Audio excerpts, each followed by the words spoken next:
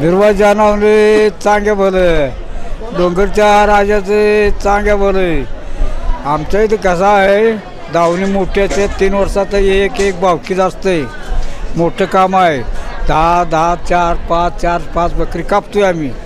का तर ती कुठल्या अजब आमच्या करून ठेवलेलं आहे की आम्हाला काही मोडता येत नाही. ते करणं भाग आहे. देवस्थान मोठं आहे. ह्या देवस्थानात जरी एखादा काय माणूस इकडे जर करायला लागला तर त्याला घडून सोडत बी नाही. आणि जे बोलील ती खरं होते. आज होय जे पुजाऱ्यानं एखाद्याला मूलबाळ जर नसलं त्याला अंगारा जर त्याच्या हातनं दिला तर त्याला मूल होलं पाहिजे. बरं म्हणताना ही जनता या द्या कुठल्या महाराष्ट्रात असेल तेवढं माणूस इथं आपल्याला जत्र देते. नाही असं नाही. दुनिया कर्नाटक भागातली येते माणूस. बघतोय ही बघतं लिपाणी भाग आंध्रात हात जोडकोळी चिकोळी असं आंध्रापासून आहे ती. होय आंध्रात ना आलेली आंध्राच्याही बाहेर ना आलेली गाड्या कोणी ते लांबणं. ओके ओके ओके ठीक आहे.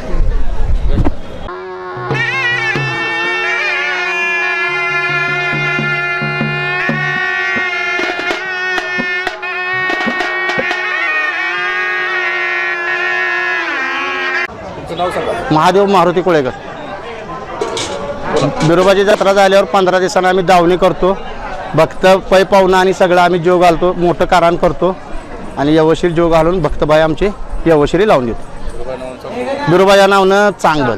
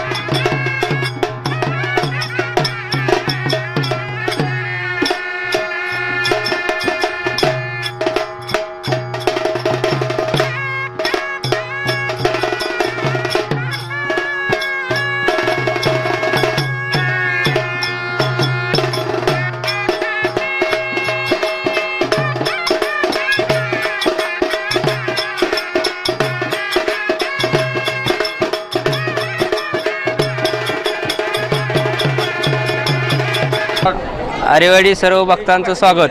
हे आम्ही मांसाहारी जेवण बनवले सर्वांना जेवण्यासाठी.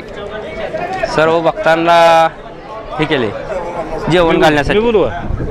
भरमकोळीकर यांनी आज एक 7 बोकडं कापून मांसाहारी जेवणाचं नियोजन केलेलं आहे. तर भाविक भक्त आलेले तिथं कमीत कमी 1000 माणसाचं नियोजन आहे मांसाहारी जेवणाचं. आता इथं रात्री परत घरी करणार. उद्या सकाळी असं मोठं आणि अगदी एकदम मोठं नियोजन मांसाहारी जेवणाचं भरमकोळीकर यांनी केलेलं आहे. आम्ही सर्व मित्रमंडळी पण त्यांच्या जेवणाचा आस्वाद घेण्यासाठी आलेलो आहे. धन्यवाद. बिरोबाच्या नावाने चांगले.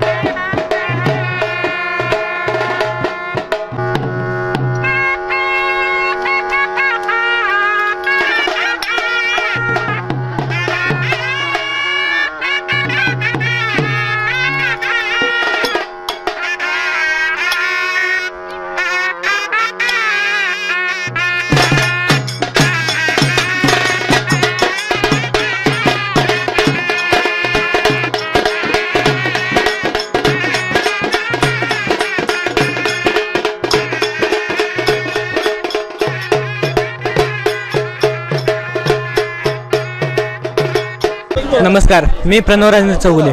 आज दावणीचा कार्यक्रम 3 वर्षातून एकदा असतो आणि आज तरी पण 4 बोकडांचं असं नियोजन केलेलं आहे आणि 300-400 माणसं असं आज त्यांचं आज नियोजन केलेलं आहे.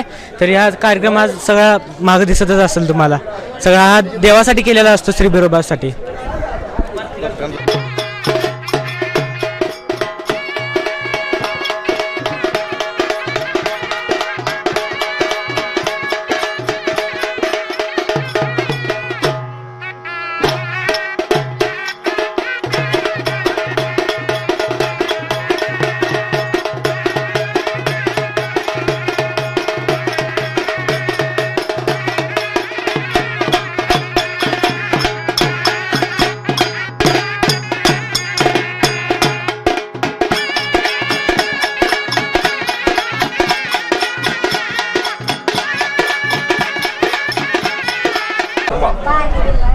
बिरोबाच्या नावानं चांगले. माझं नाव धनाजी कोळेकर.